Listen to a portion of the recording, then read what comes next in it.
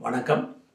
2016 December மாதம் மிதுன ராசி நேயர்களான உங்களுக்கு என்ன மாதிரியான பலன்கள் நடைபெறும் என்ற சூழ்நிலையில் கிரகங்களை நாம் ஆராய்ந்து பார்க்கின்ற பொழுது உங்களுடைய ராசிக்கு 3ஆம் இடத்தில் ராகு பகவானும், 4ஆம் இடத்தில் குரு பகவானும், 6ஆம் இடத்தில் சனி பகவானும், உங்களுடைய ராசிக்கு 9ஆம் இடத்தில் செவ்வாய் பகவானும், 9ஆம் இடத்திலே கேது பகவானும் சஞ்சாரம் செய்வது ஓரளவுக்கு நற்பலன் என்று தான் சொல்ல வேண்டும்.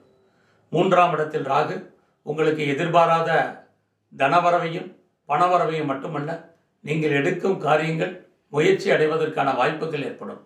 3ஆம் இடம் நீங்கள் அடிக்கடி டிராவல் செய்வதையும், அடிக்கடி புதிய விஷயங்களில் ஈடுபடுவதையும், புதிய விஷயங்களை கற்பதையும், உங்களுக்கு ஆர்வத்தையும் நினைவாற்றலையும் உருவாக்குவார். அதோடு 3ஆம் இடம் உங்களுடைய சகோதர சகோதரிகளை சொல்லக்கூடியவர். அந்த வாரியான ராகு உங்களுக்கு சகோதரர்களுக்கு சுப காரியங்கள், சுப நிகழ்ச்சிகள் நடப்பதற்கான ஒரு சந்தர்ப்பத்தையும் ராகு பகவான் உருவாக்குவார். உங்களுடைய ராசிக்கு 4ஆம் இடத்திலே குரு பகவான் சஞ்சாரம் செய்வது சற்று சுமாரான பலன் என்று தான் சொல்ல வேண்டும். உங்களுடைய ராசிக்கு குரு பகவான் 7ஆம் அதிபதியும் 10ஆம் அதிபதியும் ஆவார்.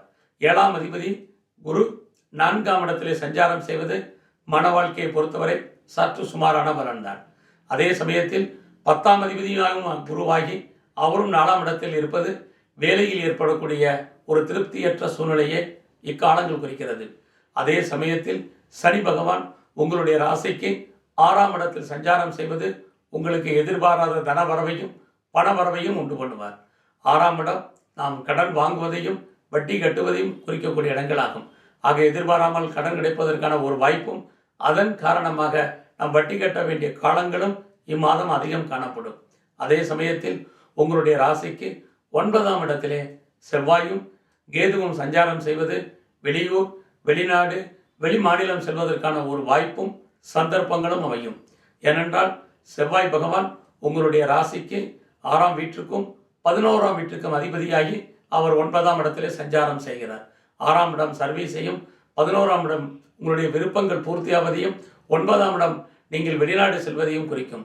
ஒரு சிலருக்கு 2வது திருமணத்திற்கான வாய்ப்பும், அதே சமயத்தில் ஹையர் எஜுகேஷனுக்கான சந்தர்ப்பங்களும் இக்காலங்களிலே கூடி வரும்.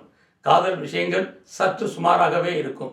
அதே சமயத்தில் குழந்தைகளால் உங்களுக்கு பிரச்சனைகள், போராட்டங்கள், அவர்களால் மன வருத்தங்கள், அவர்களுக்காக நிறைய செலவு பண்ண வேண்டிய காலங்களும் இக்காலங்களிலே ஏற்படும்.